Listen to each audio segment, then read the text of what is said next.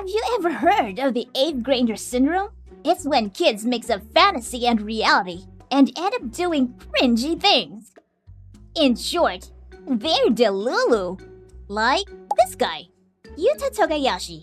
Or should I say, Dark Flame Master. Well, bro doesn't want to hear that anymore because he realized that he's so cringe. That's why he wants to bury his past. But that choice won't be easy, especially when he meets a girl climbing down a balcony with a rope, wearing a black dress and an eye patch in the middle of the night. Said girl randomly asks our MC if he saw it and if he wants to see it. Nasty! But wait, that's not actually what she meant, and you'll see why later. The next day, Yuuta gets ready for a school ceremony, and as he reaches the train station, he meets a really pretty girl wearing the same uniform as him. But aside from that girl, bro also notices someone really familiar. Yep, she's the young lady he met last night. And Yuuta was so amazed by how dramatically the girl entered the train that he missed the train. He did manage to arrive at his school though, and noticed that the pretty girl he met earlier was actually his classmate. And her name, by the way, is Shinka Nibutani. And the girl he met last night? Yeah, she was also his classmate, Rikka Takanashi. Rikka just spawned out of nowhere and said she finally found him. But what does that even mean? And then she began saying that her eyes hurt, and everyone started looking at Yuuta. So, bro had no choice but to take her to the clinic. The girl started yapping a lot of things that didn't make any sense. Except for one thing. Dark Flame Master. Bro freaked out so much he almost turned into a JoJo character. Yuuta wanted to know how she knew about his past so badly that he started torturing her. Rikka admitted that she actually saw him in the gym earlier and heard what he said. And Yuuta made sure Rikka wouldn't snitch because he is really committed to burying his past. And he even tried to convince Rikka she's just an average high school freshman, but she won't accept it. She even asked Yuuta if he wanted to see it. And this time, she meant her covered eyes. And the revelation got so intense that if Rikka hadn't tripped and lost her contact lenses, Yuuta almost believed it was real. Anyways, they went to attend the opening ceremony, and bro realized that Shinka is a freshman representative. Back in their room, Yuuta got invited by his seatmate, Makoto Ishiki, to have lunch together. And our boy is so happy because he never experienced that back in his junior high school days. But as they were about to leave, their teacher called Yuuta and asked if it was okay if he helped Rikka walk her home, since she lost her wallet and just moved into town. Plus, they're actually neighbors. Well, bro has no choice, so he does what he needs to do. They had a small chat at the train station. Rikka flexed her roller skate skills and teased how scary her elder sister is. They even missed the train because Rikka had to do some sort of summoning ritual just to get the anime-censored version of Dr. Pepper. Once they reached home, there's a problem. Yuta's sister explains that since no one is home at Rikka's apartment, the movers left her stuff in Yuta's apartment. Bro helps her move her things. Since her elder sister isn't home yet, Rikka has dinner with Yuta's family. After dinner, Rikka even made Yuuta change his mind about throwing his sword, because even though bro thinks it's cringe, Rikka thinks it's cool. One night, Rikka is in serious danger. She tries to run away from the woman who maxed out her catwalk, and for some reason swings like Toji Fushiguro. And as she hides, she notices a cat, which will play an important role later. But even though she's hidden in plain sight, Rikka still can't escape the woman with a ladle and... oh boy, Rikka is so cooked. Now while we're hoping that Rikka won't die, let's check in with our boy Yuuta, where he's obviously having the time of his life with Shinka at a pool and looking at things he shouldn't be looking at. Well, things started to get really extreme. But then It was all just a dream. Bro got woken up by Rika, who he noticed had a bandage on her forehead, which we probably know where that came from. And Yuta was surprised by a cute Neko wearing fake wings, who Rika named Chimera. She wanted to keep it, but there was just one problem. Her elder sister is allergic to cats. So Rika wanted Yuta to help her. But before she could finish her sentence, our boy says no. Now, when they reach the school, it's crazy to think that Yuta actually managed to become one of the class reps because Ishiki nominated him as a joke. But not gonna lie, Ishiki is a low-key good wingman because right now, he just made Yuta even closer to his crush Shinka. And they're slowly getting closer, especially when they went to the science lab. Bro even started to get nervous when Shinka mentioned that she remembered their first interaction. Yuta even tried to raise her up, but he couldn't pull it off yet. Then he got jump scared by Rika, who was just carrying an artificial human anatomy model. Rika, of course, started yapping again, but Yuta ain't buying it. He even told Rika to take off her coat, and she started acting naughty because Rika thought Yuta meant she should strip. Damn, these high schoolers are crazy. Anyways, the dynamic changed when Rika mentioned the gray cat she picked up, and Shinka said that reminded her of a missing cat. So the two approached the girl, Tsuyuri, who was the one missing her cat, and Chimera actually fit the description, so they invited her to check if that is really hers. As they entered Rika's apartment, they were amazed at how many cool things she had, like a giant tortoise, and of course, a goddamn Mauser that for some reason had a rosary attached to it. And when Tsuyuri managed to take a look at the cat, it was actually not hers. And then Rika's elder sister enters the chat, and she's absolutely pissed. She asked whose cat that is. Rika immediately tried to escape, but her sis also happened to max out her agility. And the two siblings had their legendary battle in Yuta's room. Rika even tried to use some of her skills, but she failed miserably and got KO'd. Now Toka wanted Yuta to take care of the cat, or she would share Yuta's cringy voice recording that she recorded 2 years ago and put it online. Well, he has no choice but to agree, but when he notices that Rika escaped, Bro takes the opportunity, takes the recording, and runs away. But with all of them combined, they still have no match for Toka, because Big Sis is so scary, she even managed to headshot Tsuyuri with a label from a long distance.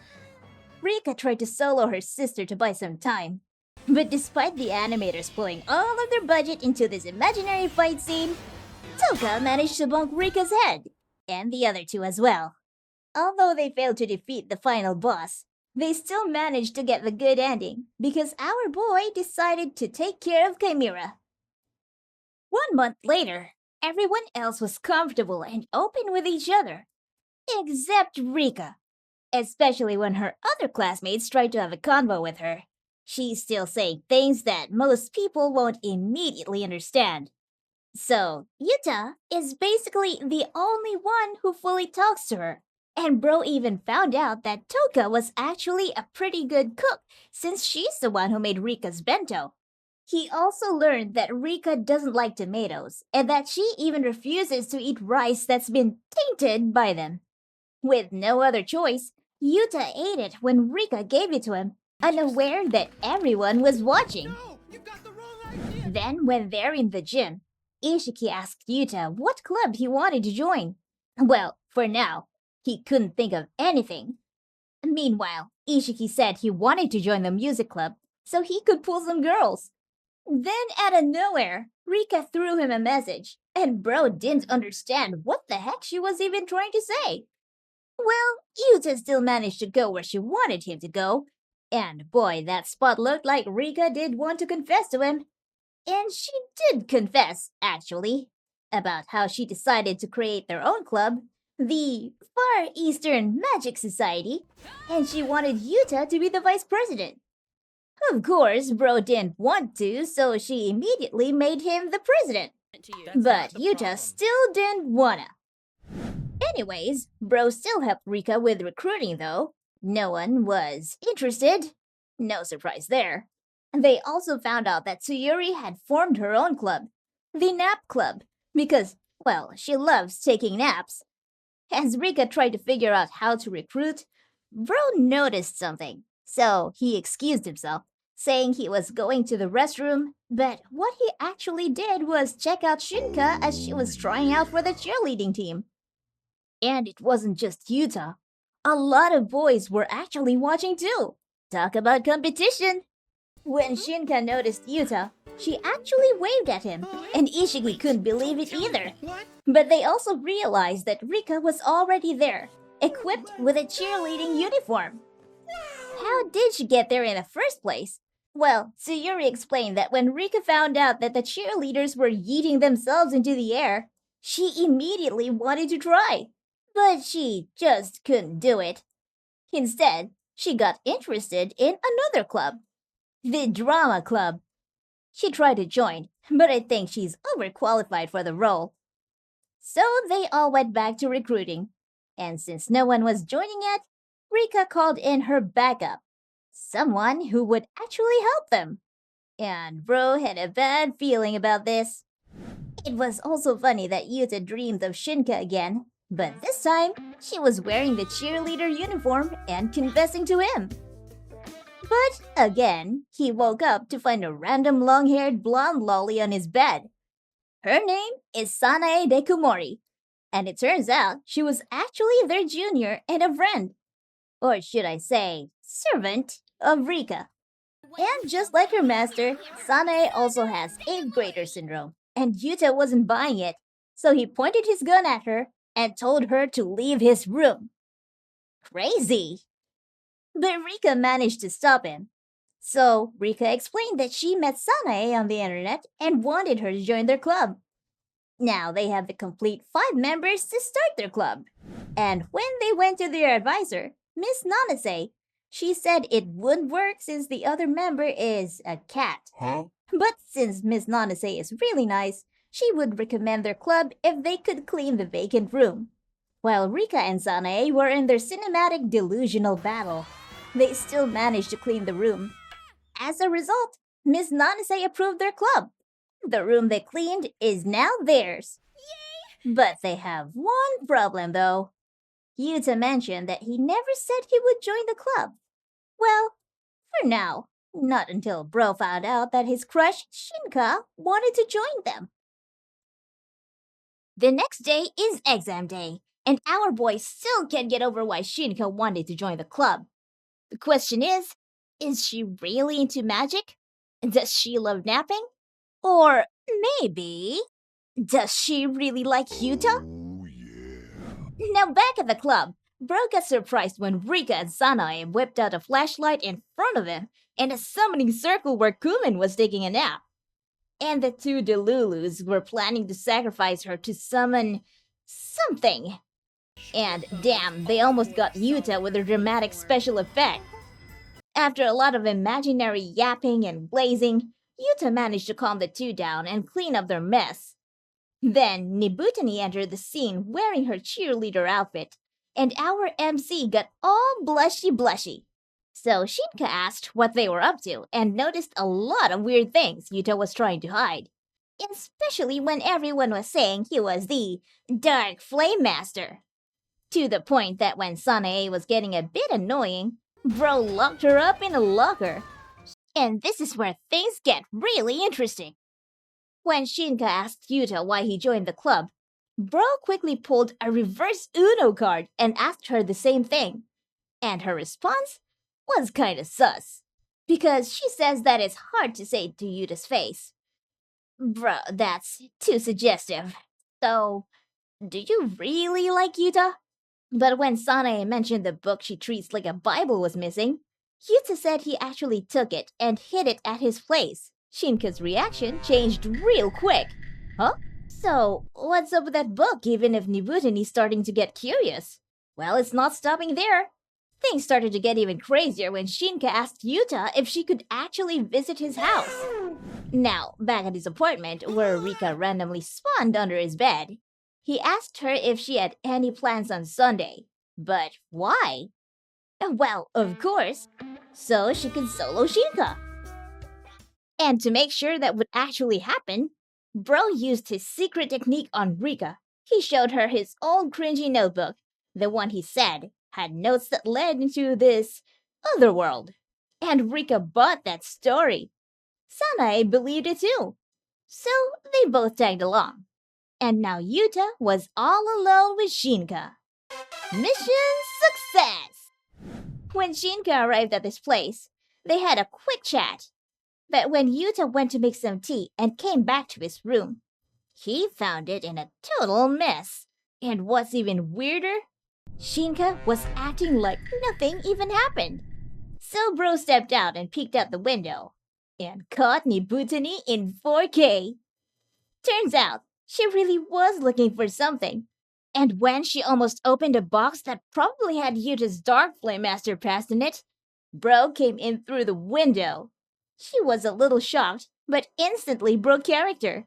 Shinka demanded the book, and when Yuta tried to hand it over, she lunged for it. That's when Bro had an idea. Read the contents out loud. And Shinka started crashing out. Then our boy realized Shinka was actually the author of that book. And the moment he figured it out, Nibutani started tearing it up and even burned it. So it turns out Miss Perfect Shinka also suffered from 8th grader syndrome just like Yuta. Now that explains everything. The girl joined their club because she just wanted to destroy the book. But the thing is, how will Sanae react to this? Yeah, it's bad. And I think Shinka feels bad too. But Sanae started laughing and said it's okay, since she still has more copies. And Shinka was so pissed, she snapped and said she's the actual author of the book, Forest Summer. But the little girl didn't buy it and just walked away. Yuta, though, had a plan. Shinka listened to it and used it to her advantage. And she actually almost won against Sanae. But when Sanae started throwing Shinka's old words back at her, she couldn't handle it and lost. From that moment on, Shinka became an official member of the club. At least until she finally destroys that book. But the next day, they had an even bigger problem. Their club was going to be disbanded if Rika failed her final exams. Oh, no. Especially in math. So, the girl hit the club room and put her full focus into math. But her delusions were too strong to fully focus. They even went to a shrine to beg the gods to help her pass. Then they found out Sanae's actually a genius. And super good at math.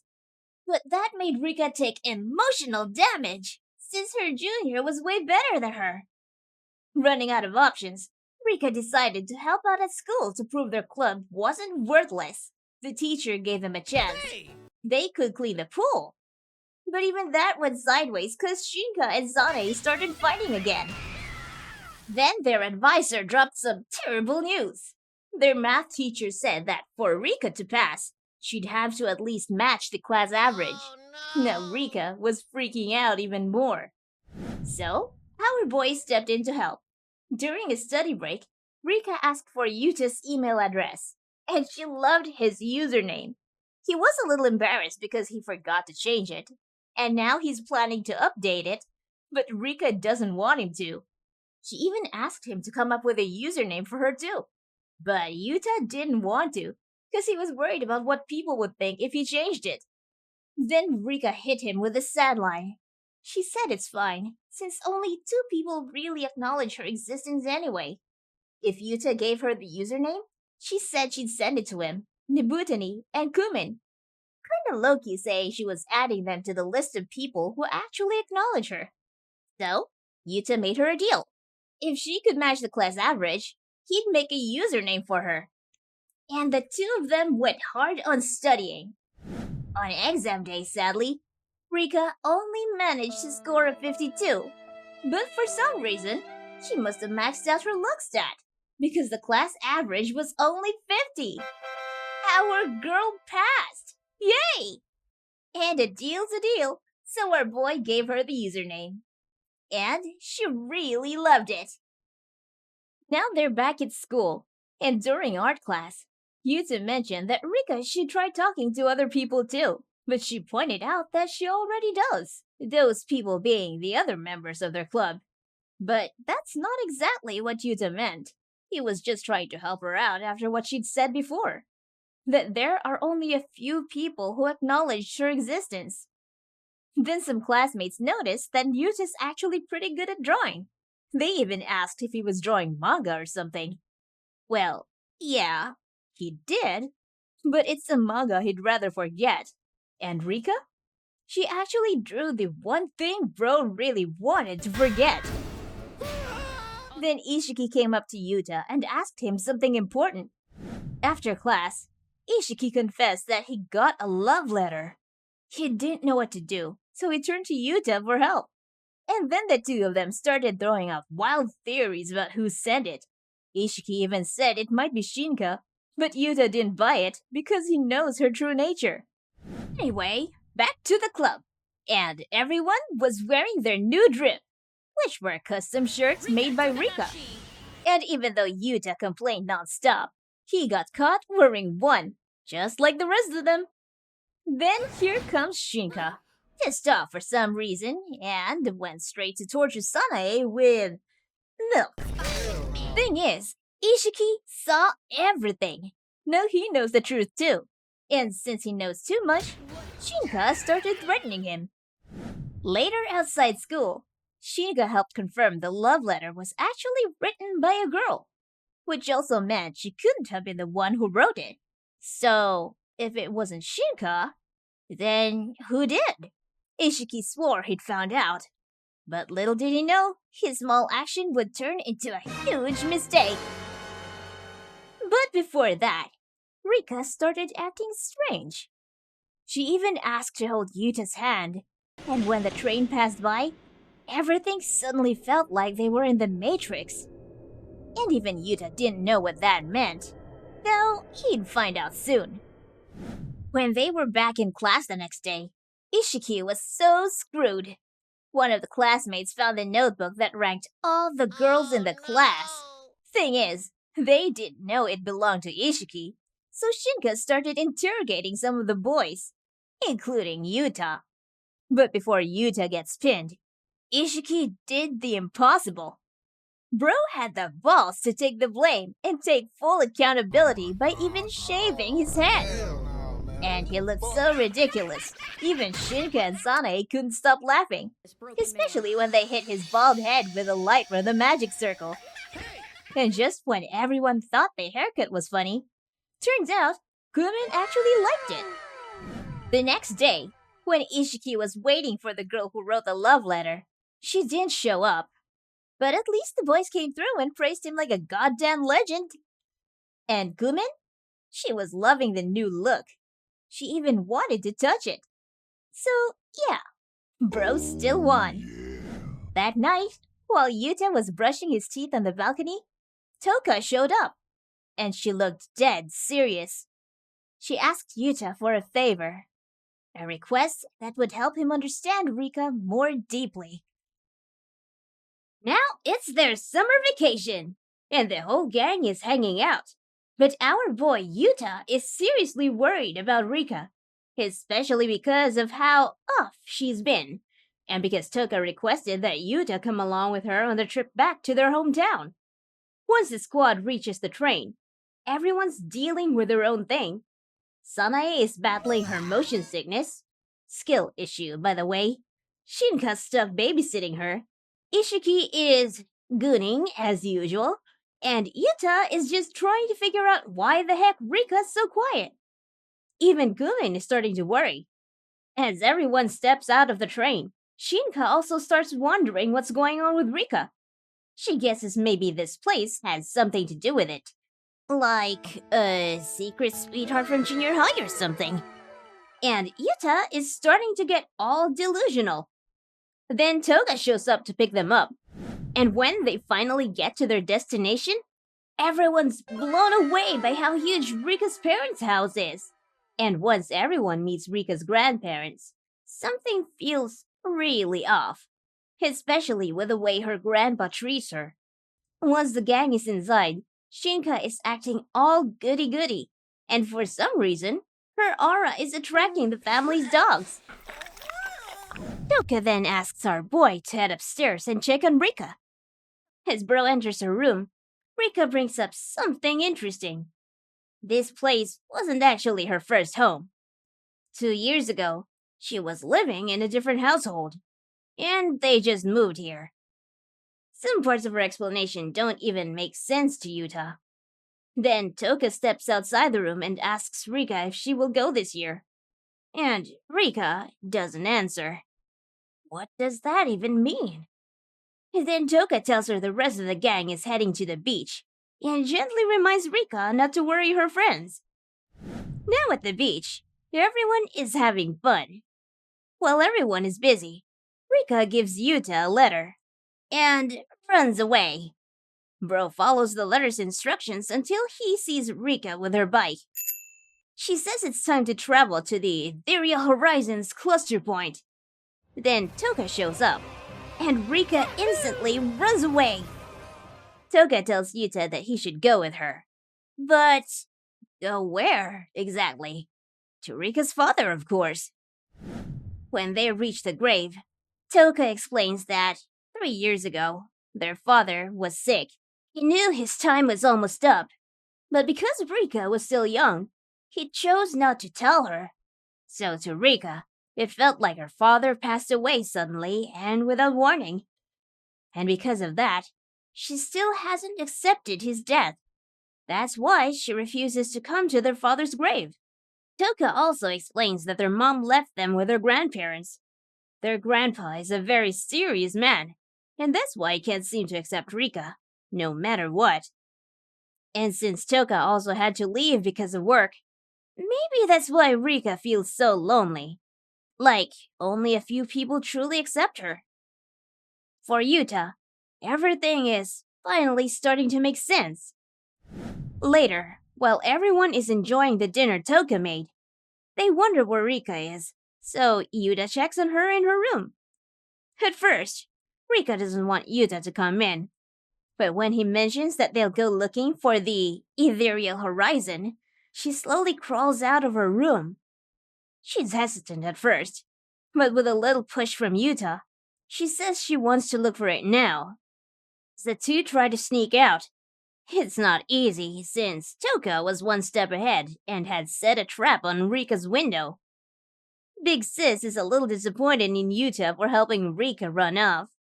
But the two make their dramatic escape and manage to get away. For now. As they're on their way, Rika explains that she actually saw her dad once. Beyond the horizon. Hence, the ethereal horizon. They finally reach their destination, and it's their old home. But when our girl finally saw it, she's shocked to find that the place was already up for sale. Toka manages to catch up to them and tells Rika that it's time to accept reality. But nope, Rika still doesn't want to accept it.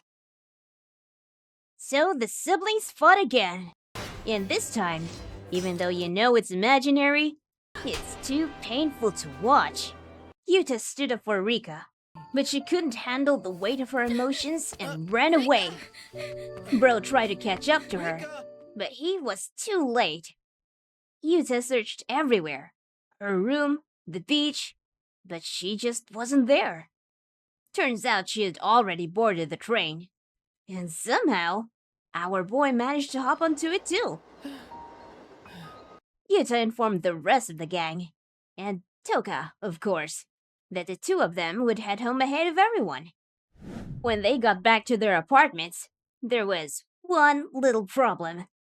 Rika couldn't get into her apartment. Either she forgot the password, or Toka changed it. With no other choice, she had to crash at Yuta's place. And surprise, surprise, no one was home. So, it's just the two of them for the night. Meanwhile, back at Rika's grandparents' house, everyone was asleep. Ishiki woke up and found Kumin heading out to enjoy the moonlight. And of course, bro wasn't gonna waste that chance. But he tried to call Yuta first for advice. Yuta just said, "If you wanna go, then go," and hung up on him, because he noticed that Rika was going through some of his stuff. At first, bro didn't want to explain what those items were, but he couldn't resist and ended up flexing some of them. He stopped when Rika's stomach did the talking. And since there was no food in Yuta's fridge, just tomatoes for some reason, which we know she hates, they went to the convenience store. Rika had never been to one before. Toga never let her go because, well, Big Sis is a chef and didn't want Rika eating unhealthy food.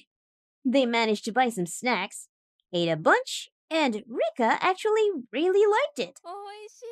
As they were about to head home, Rika had a strange flashback.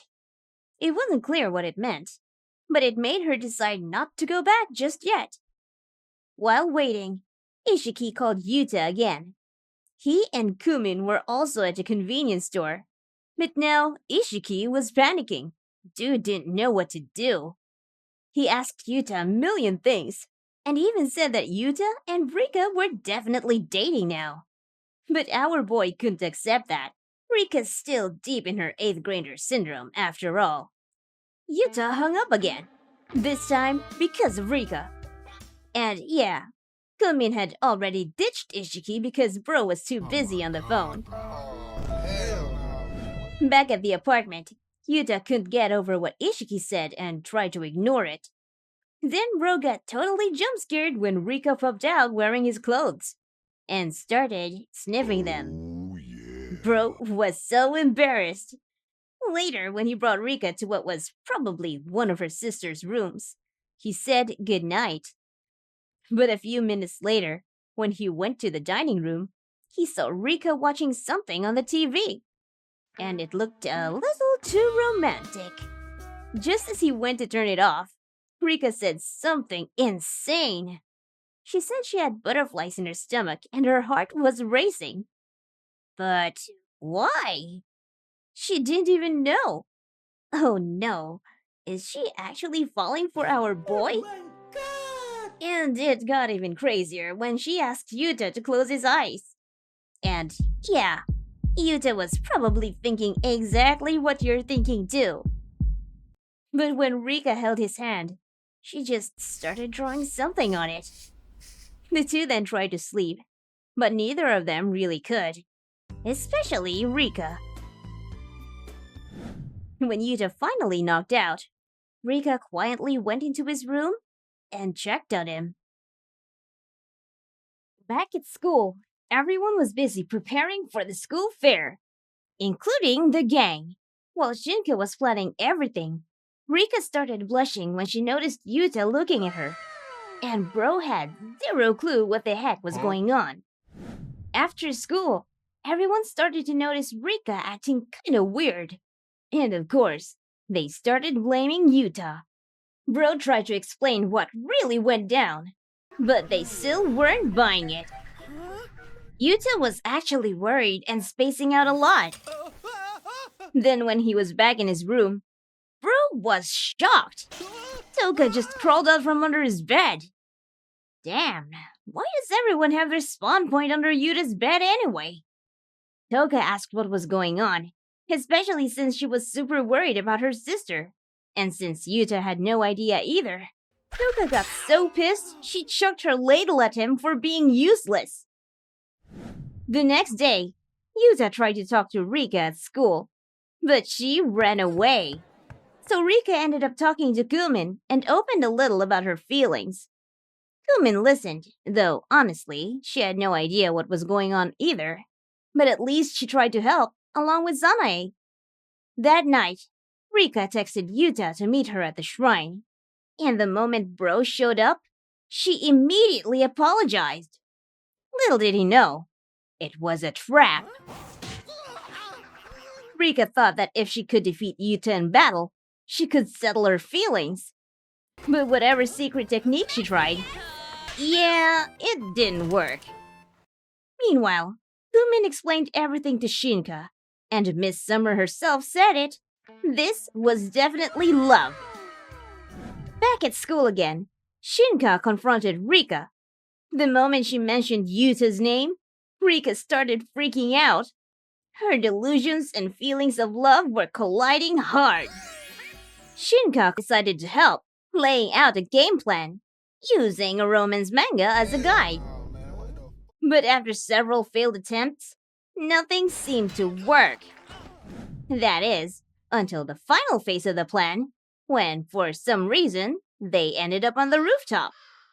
Surprisingly, that part kinda worked, especially when Yuta said he finally understood what Rikka was trying to say, and even said he believed the ethereal horizon might actually exist.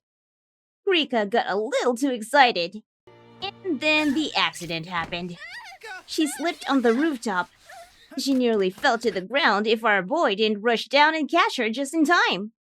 Rikka was so scared that she tightly hugged Yuta.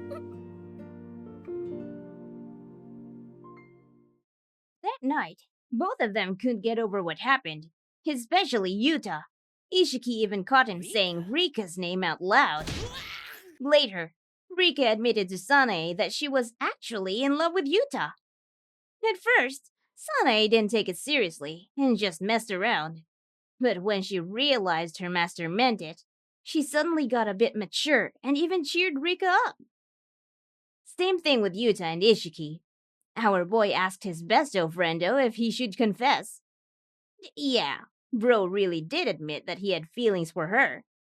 Ishiki was totally on board, but then got a bit creepy and got smacked by Yuta. Anyway, Yuta asked Rikka to talk about something really important. It started off awkward. Then Rikka pulled out a gem she said could grant wishes. But what kind of wishes? She started blushing. Then Yuta reached for the gem, and she kicked him. They both fell to the ground, and just when things were about to get good, it started raining. So they went to the anime off-brand McDonald's. They both really wanted to talk about their feelings, but they were too shy, especially since it was a public place. As they walked outside, Rika's umbrella got blown under the bridge, and thank God it didn't fall into the river. While they were under the bridge, Rika noticed a light in the distance. Probably reminded her of the ethereal horizon. And then, out of nowhere, she blurted out that she loved Yuta. Twice! Yuta was stunned for a second. He wanted to say it first. And that night, the two officially became a couple. When Bro got home, Toka was already in his room. She said they needed to talk. And it was really serious. Toka explained she got invited by a top restaurant in Italy for training. And of course, she couldn't pass up the opportunity. But the problem, she'd be leaving Rika behind. Well, not exactly. Rika would be staying with someone else. Their mom. And that was the problem. Their mom had been trying to talk and apologize to Rika for not telling her the truth about their dad. But Rika still hadn't forgiven her. So Toka begged Yuta to help, because she knew Rika would listen to him. She wanted him to help Rika grow up. They ended up arguing a little, especially since Toka thinks Yuta's been encouraging Rika's 8th grade syndrome. She even called it irresponsible. Back at school, it was the day of the school fair, and everyone was busy. Yuta too. Bro was dressed like a fantasy MC, and honestly had a really cool drip. Even Rika was impressed. And honestly, she looked super cute herself. But Yuta couldn't stop thinking about what Toka said the night before. When he stepped outside, he ran into Rika's mom. She was looking for her daughter and asked Yuta to give her the bento she made. Later, as Yuta waited outside, clearly spaced out, the gang found him. And then out of nowhere, he asked Rika to take off her eye patch. Yeah, that didn't go well. Because of that, Yuta and Rika couldn't perform. They were replaced by Shinka and Sanae. Shinka tried to cheer Yuta up, saying she actually thought he did the right thing. But did he? While looking for Rika, Yuta was shocked. She was singing in front of a huge crowd. Toka even mentioned that the song she was singing was their dad's favorite. And right after she finished, Rika took off her eye patch. 3 weeks later, when Toka was about to leave, she handed Yuta his cringy recording, gave him a hug, and thanked him. Then Rika walked in and said goodbye to her sister too. Lately, Rika has been trying out a bunch of new things. Talking more, chatting with classmates. But the saddest part? The way she now rejects Sanae when she pulls her usual 8th grader shenanigans. Even though it hurts, Sanae said she's not giving up. Shinka was picking up on the change too. When she and Yuta were at the library, she straight up asked him, did he regret everything that happened with Rika? And Bro said, why would he? Rika's already overcome her 8th grader syndrome. Toka doesn't need to worry anymore, and she's getting along with her mom now. So, no, he doesn't regret anything. Back at the club, Sanae was waiting for Rika to show off some magic stones. And they really were pretty. Rika loved them too, but she was holding back. It got to the point where Rika said their club should be disbanded. Of course, Sanae couldn't accept that. Shinka tried to stop her, but even Miss Summer couldn't hold it together. She ended up comforting Shinka instead. Back at Rika's apartment, she was starting to pack up and remove most of her stuff. Even when they were out eating under the bridge, Yuta pointed out the lights. She just dismissed it, saying, they're just lights. The only good thing? She finally decided to visit her father's grave. The next day, when Rika was about to board the train to see her dad, Sanae popped up one last time and tried to stop her. But it didn't work. Sanae felt defeated. Rika got on the train, and Yuta still couldn't bring himself to say what he really wanted to. Sanae got pissed, like, really pissed, and yelled at Yuta, asking why he didn't stop her. They got into a huge argument, and Yuta told her, even if he wanted to stop Rika, what's the point? It wouldn't change anything. Because the ethereal horizon doesn't exist. Whatever power or imaginary strength Rika thinks she has, if it's not real, then it's just not real. That hit Sanae hard. She ran away in tears, saying she already knew. And even though Bro might have sounded like a douche at that moment, he was hurting too. The next day, Rika and her mom managed to visit her father's grave, while Yuta still couldn't get over what happened with Sanae. Then he heard something at Rika's apartment, but no one was there. Bro even started asking some of their classmates if they'd heard anything from Rika, but no one had. She hadn't contacted anyone. When he got to the club room, he saw a girl he thought was someone else, but it was actually Sanae. And she was acting really strange. So weird, Yuta couldn't even handle it. Even Ishiki was thrown off when he ran into her. But then a new problem popped up. Kumin, for some reason, started role-playing 8th grader syndrome and said she inherited Rika's wicked eye. Later that night, when Yuta got home, his sister told him something he didn't expect. Rika had already moved out of the apartment. So Bro rushed out to try and catch her, but this time, he was too late. Eventually, he got an email from Rika. She said her mom and grandparents were happy, relieved even, that she had agreed to move. She said she thought it was the right choice, and asked Yuta if he agreed. This is when Yuta started to regret everything. And when he read the old letter he wrote during his Dark Flame Master phase, He changed his mind and quickly rolled up to Ishiki in the middle of the night, borrowed his bike, and took off to find Rika and finally fix everything. And for some reason, I have no idea why Kumin was waiting in the middle of the road at night. She stopped Yuuta and shared a message from Rika. Apparently, 2 years ago, Rika had already met Yuuta during his peak 8th grade syndrome era.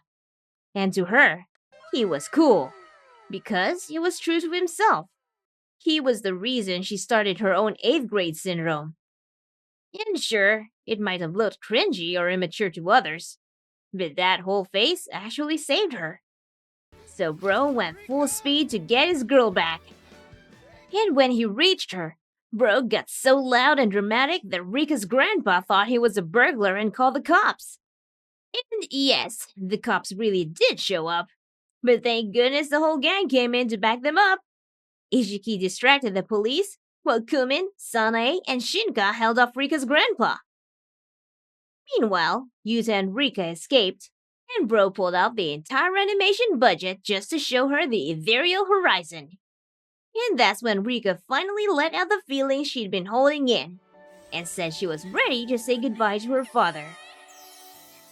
Now that everything's been said and done, the two of them still had to run, since the cops were technically still chasing Yuuta. Sometime later, Yuuta was back at his apartment, freezing in the cold, until he saw Rika standing outside. She smiled and asked, "Do you want to see my eye?" And what about you? Do you want to see season 2? Just let us know in the comments. See you next time!